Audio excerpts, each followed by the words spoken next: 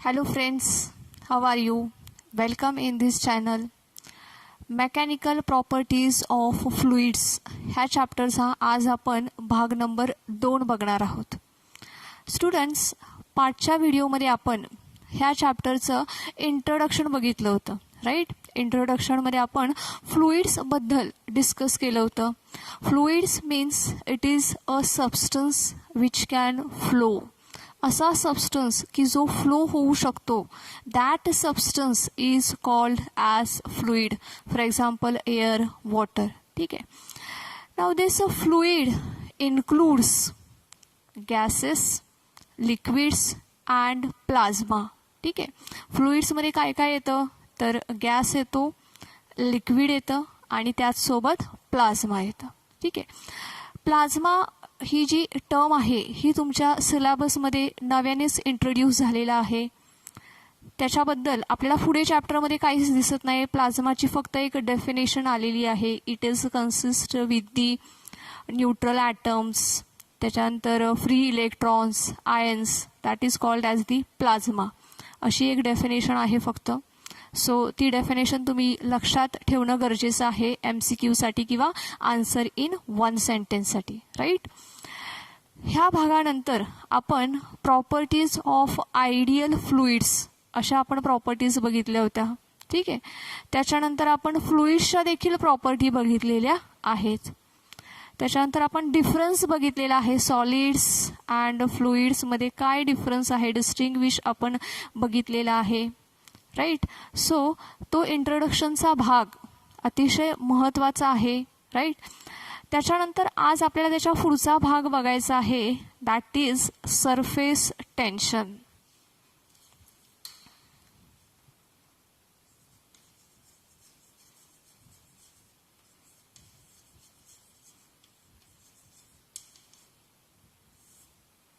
Surface tension it is the property of surface of the liquid. लिक्विडच्या सरफेसची ही एक property आहे. अतिशय महत्त्वाची प्रॉपर्टी आहे ही लिक्विडची. काय होतं ह्या प्रॉपर्टीमुळे? तुम्ही पाठच्या लेक्चरमध्ये पण आपण काही एक्झाम्पल्स डिस्कस केलेले आठवत आहेत का सर्वांना?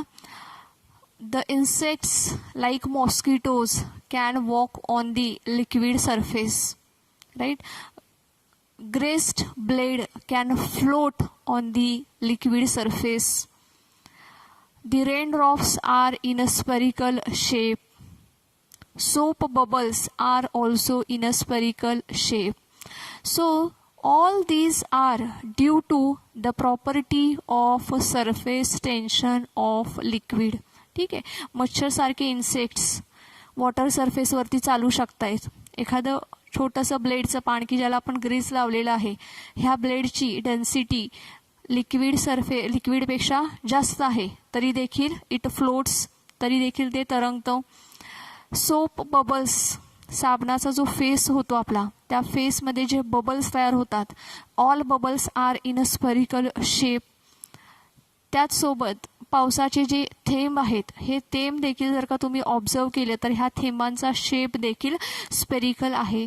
तर ह्या ज्या गोष्टी आहेत ह्या कशामुळे होत आहेत तर ह्या सर्व गोष्टींच्या मागे कारण आहे लिक्विडची स्पेशल प्रॉपर्टी की जिला आपण म्हणतोय सरफेस टेन्शन, राईट?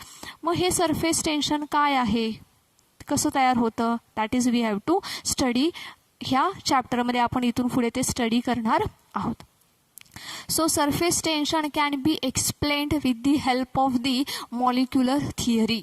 मॉलिक्युलर थिअरीच्या आधारे आपण सरफेस टेन्शन हा जो टॉपिक आहे तो आपण अतिशय चांगल्या पद्धतीने समजून घेऊ शकतो.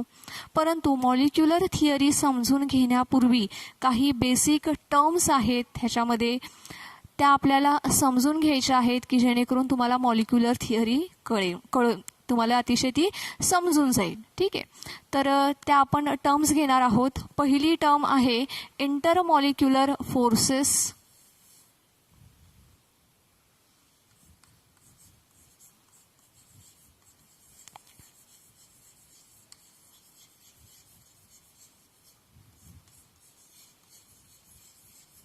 ठीक आहे. Intermolecular forces. नाव आपल्याला माहिती आहे कोणताही matter is made up of the molecules.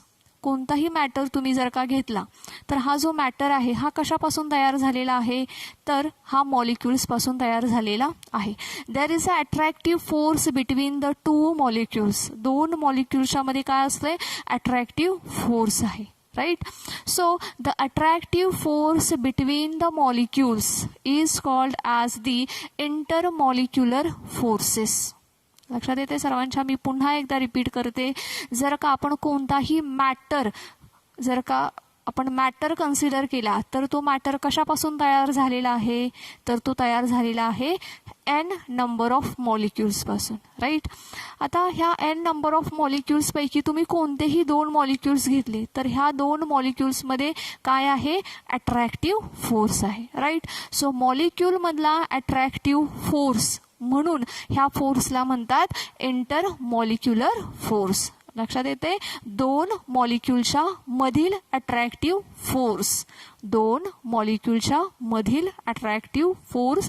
Hence it is called as the intermolecular forces. Right. So the force of attraction between the two molecules is called as the intermolecular force. Right.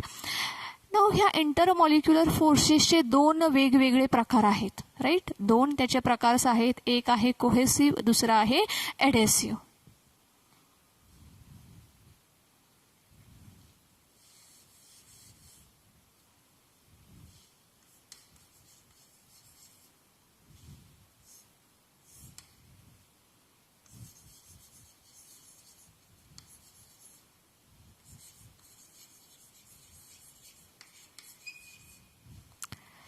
Cohesive force आणि एडेसिव्ह force दोन वेगवेगळे forces आहेत. Right. Intermolecular फोर्सचे किती प्रकार आहेत, एकूण दोन प्रकार आहेत. कोणकोणते आहेत, तर कोहेसिव्ह फोर्स आहे आणि दुसरा आहे एडेसिव्ह फोर्स. नाव कोहेसिव्ह फोर्स म्हणजे काय ते आपण समजून घेऊयात. The force of attraction between the two molecules of the same substance. ठीक आहे. लक्षात काय ठेवायचं आपल्याला, सबस्टन्स कसा आहे, सेम सबस्टन्स आहे. सबस्टन्स कसा आहे, सेम आहे. ठीक आहे. दोन मॉलिक्युल मधला अट्रॅक्टिव्ह फोर्स आहे परंतु सबस्टन्स कसा आहे, सेम सबस्टन्स आहे. फॉर एक्झाम्पल दोन एअर मॉलिक्युल्स, दोन वॉटर मॉलिक्युल्स, दोन solid molecules. Right. So the force of attraction between the two molecules of the same substance is called as the cohesive force. Right. Now the cohesive force is also known as the force of cohesion. लक्षात येते. The cohesive force is also known as the force of cohesion. ठीक आहे. अजून काय सांगता येईल cohesive force बद्दल. ठीक आहे. आपण डेफिनेशन बघितली, एक्झाम्पल्स बघितले. राईट. अजून काय सांगता येईल कोहेसिव्ह फोर्स बद्दल की जे ऑलरेडी तुम्ही शिकलेला आहात in last year. Cohesive force कशामध्ये स्ट्रॉंग असेल, कशामध्ये वीक असेल, येईल सांगता. बघा, it is strong, it is strongest in solid, it is strongest in solids and it is weak in liquids.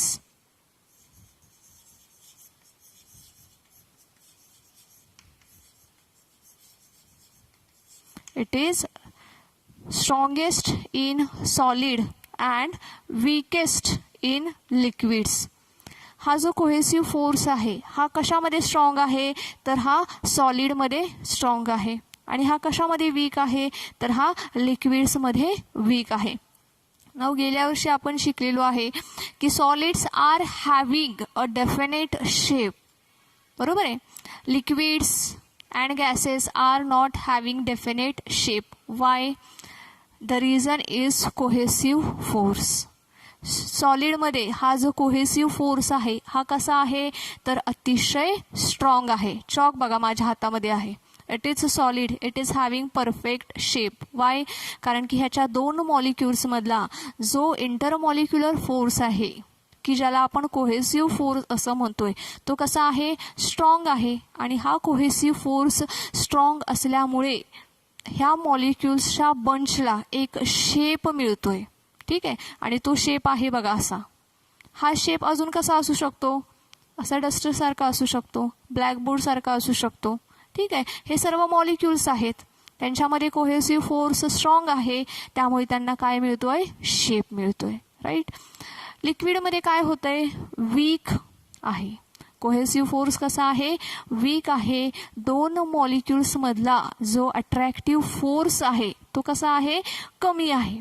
ठीक आहे, आता हा अट्रॅक्टिव्ह फोर्स कमी असल्यामुळे लिक्विडला बघा ठराविक शेप नाहीये.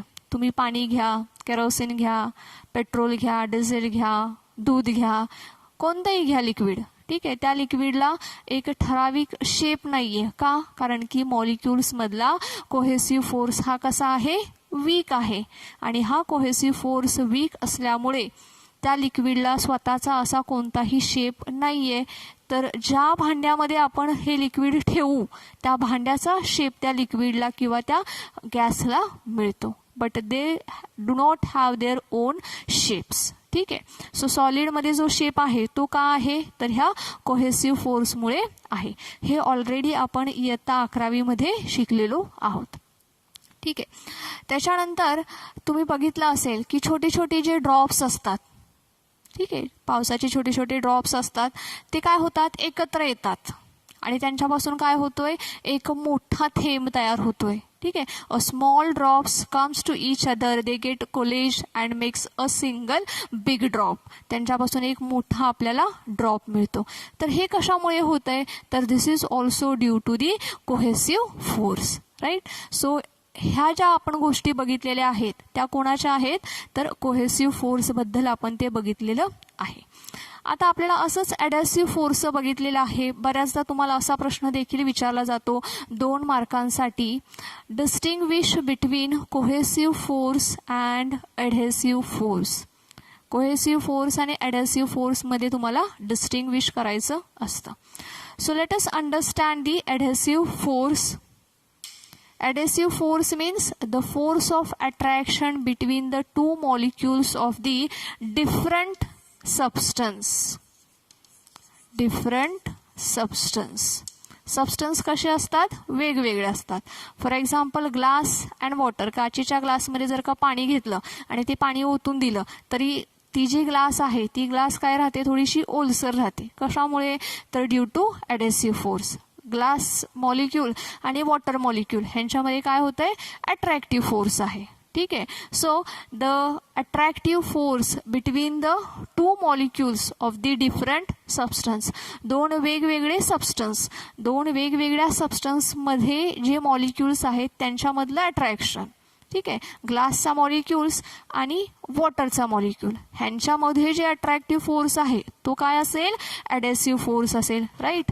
फक्त ग्लासचे 2 मॉलिक्युल्स किंवा वॉटरचे 2 मॉलिक्युल्स ह्यांच्यामध्ये जो अट्रॅक्टिव्ह फोर्स असेल तो कोणता असेल, तर कोहेसिव्ह फोर्स असेल. इथे काय होणार आहे, ग्लास अँड वॉटर ह्यांच्यामध्ये जो अट्रॅक्टिव्ह फोर्स असेल त्याला आपण काय म्हणणार आहोत, ॲडहेसिव्ह फोर्स असं म्हणणार आहोत. Now this force is also known as the force of adhesion. त्याला आपण काय म्हणणार आहोत, तर फोर्स ऑफ ॲडेशन असं म्हणणार आहोत. So this is about the cohesive force and this is about the adhesive force. ह्याच्यानंतर आपल्याला पुढची टर्म बघायची आहे, range of molecular forces.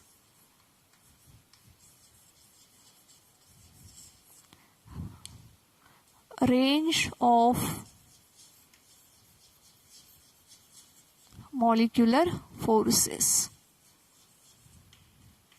So range of molecular forces means the maximum distance from the molecule up to which this intermolecular force is effective is called as the range of molecular force. Molecule पासून जास्तीत जास्त किती distance, okay, molecule पासून जास्तीत जास्त किती distance, की ज्या डिस्टन्स पर्यंत हा जो इंटरमॉलिक्युलर फोर्स आहे तो कसा असेल, इफेक्टिव्ह असेल. राईट. आता इंटरमॉलिक्युलर फोर्स असं मी ज्या वेळेस म्हणेल त्यावेळेस काय असणार आहे त्याच्यामध्ये, कोहेसिव्ह, ॲडेसिव्ह दोन्ही असतील. ठीक आहे.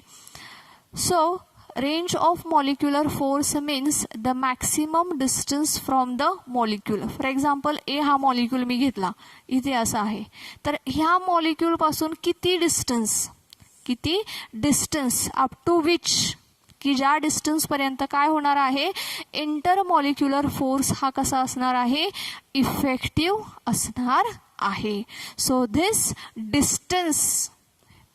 distance is called as the range of molecular force. ठीक आहे. लक्षात येते सर्वांच्या मी काय सांगते ते. Let us consider A is the molecule.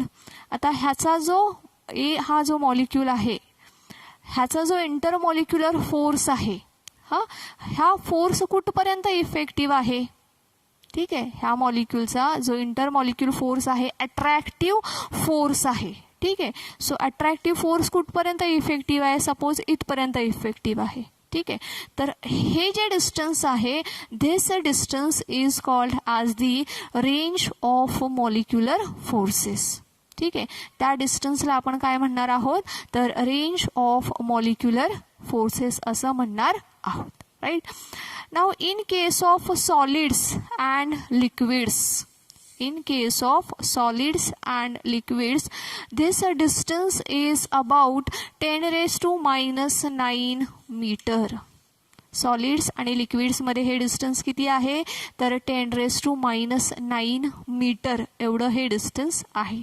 In case of solids and liquids जे डिस्टन्स आहे, मॉलिक्युलर जी रेंज आहे ती किती आहे, तर 10 raised to -9 मीटर एवढी आहे. Right.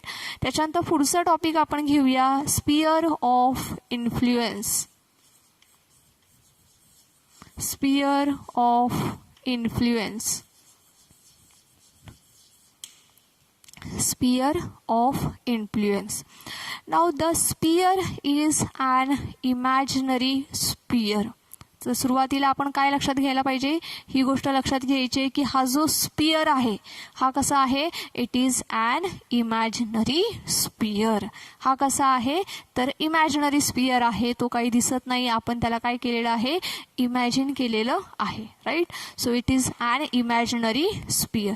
Now in this sphere molecule is at the centre. हा काय आहे, एक इमॅजिनरी स्पियर आहे की ज्या स्पियरमध्ये मॉलिक्यूल कुठं असेल, तर ॲट दी सेंटर असेल.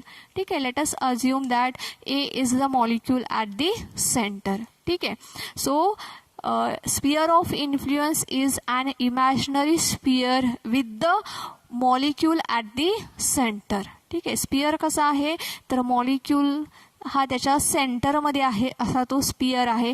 And the radius is equal to the range of molecular force. आणि ह्या स्पियरची रेडियस केवढी असणार आहे, ही जी रेडियस आहे ही रेडियस किती असणार आहे, तर range of molecular forces, that means 10 raised to -9 metre एवढी त्याची रेडियस असेल.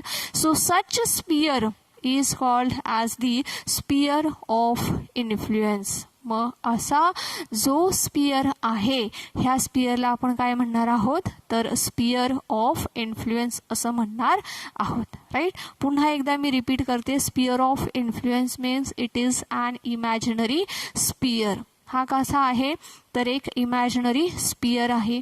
ह्या स्पियरमध्ये molecule is at the centre. Molecule कुठे आहे, सेंटरला आहे. Radius is equal to the range of molecular forces. त्याची रेडियस केवढी आहे, तर रेंज ऑफ मॉलिक्युलर फोर्सेस एवढी त्याची रेडियस आहे.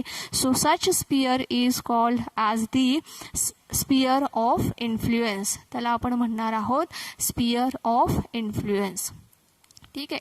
So sphere of influence is an imaginary sphere in which molecule is at the center and the radius is equal to the range of molecular forces. Such sphere is called as the sphere of influence. ठीक आहे. आता the intermolecular forces are effective within the sphere. ठीक आहे. Intermolecular force हा कुठे effective असेल तर within this sphere, ह्या स्पियरच्या आतमध्ये हा जो इंटरमॉलिक्युलर फोर्स आहे तो कसा असणार आहे, तो इफेक्टिव्ह असणार आहे. कुठे तर ह्या स्पियरच्या आतमध्ये, राईट. त्याच्यानंतर आपल्याला पुढची टर्म बघायची आहे, ती आहे surface film. surface film. Now surface film is the surface of the liquid. ठीक आहे. जर आपण एखादा बीकर कन्सिडर करूया, हे बीकर आहे, राईट. हे बीकर आहे, हा लेयर आहे, ह्याला आपण नाव देऊया एक्स वाय, त्याच्यानंतर एक्स डॅश वाय डॅश. ठीक आहे. तर हा जो लेयर आहे, ठीक आहे, surface film means layer of the liquid surface. Liquid सरफेसचा काय आहे, हा लेयर आहे.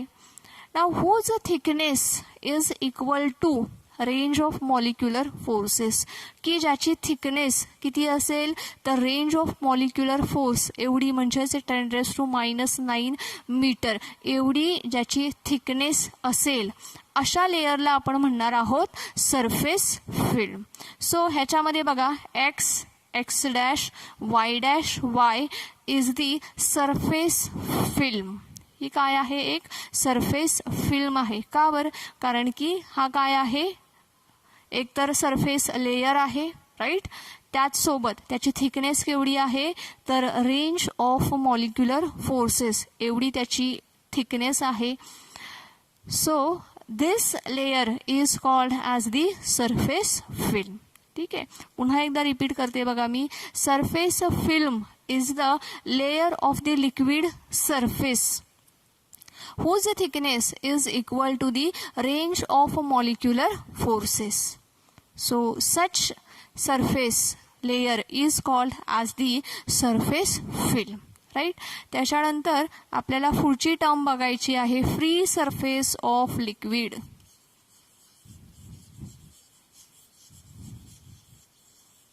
Free surface of liquid. Now free surface of liquid, that means the actual area, actual surface which is in contact with the air, that is called as the free surface of liquid. Liquid चा किती surface किंवा कोणता surface हा actual एअरच्या कॉन्टॅक्टमध्ये आहे, right. That is called as the free surface of the liquid. Okay students, so these are the terms which are very important to understand the molecular theory. Molecular theory हा जो भाग आहे तो भाग आपण आपल्या पुढच्या व्हिडिओमध्ये बघणार आहोत, right. But this is very important to understand that molecular theory. Okay, so let us revise in short today what we have learned. We have learned the intermolecular force, right. Every matter is made up of the large number of molecules, and the attractive force between the two molecules is called as the intermolecular force, right. Now there are two types of the intermolecular forces. One is the cohesive force, other is the adhesive force. Now let us understand, let us revise what is mean by cohesive force. The force of attraction between the same molecules. ठीक है, the force of attraction between the molecules of the same substance is called as the cohesive force or force of cohesion. For example, two air molecules, two water molecules, two solid molecules, right. Now this cohesive force is the strongest in solids, it is the weakest in liquids. Due to this, solids are having definite shape and liquids are not having any definite proper shape. त्याच्यानंतर आपण बघितलेला आहे adhesive force, the force of attraction between the two molecules of the different substance is called as the adhesive force, right. For example, the force of attraction between the glass and water molecule, right. त्याच्यानंतर आपण पुढची term बघितलेली आहे, range of molecular forces. Now range of molecular force means the maximum distance from the molecule up to which the intermolecular forces are effective. So such distance is called as the range of molecular forces. In solids and liquids, the range is 10⁻⁹ meter. त्याच्यानंतर आपण बघितलेलं आहे sphere of influence. It is an imaginary sphere in which molecule is at the centre and radius is equal to the range of molecular force. Such sphere is called as the sphere of influence. Then we have discussed surface film is the surface of the liquid whose thickness is equal to the range of molecular forces is called as the surface film. त्याच्यानंतर free surface of liquid, the actual surface which is in contact with the air is called as the free surface of the liquid. Okay students, so next लेक्चरमध्ये आपण molecular theory बघणार आहोत. So thank you students.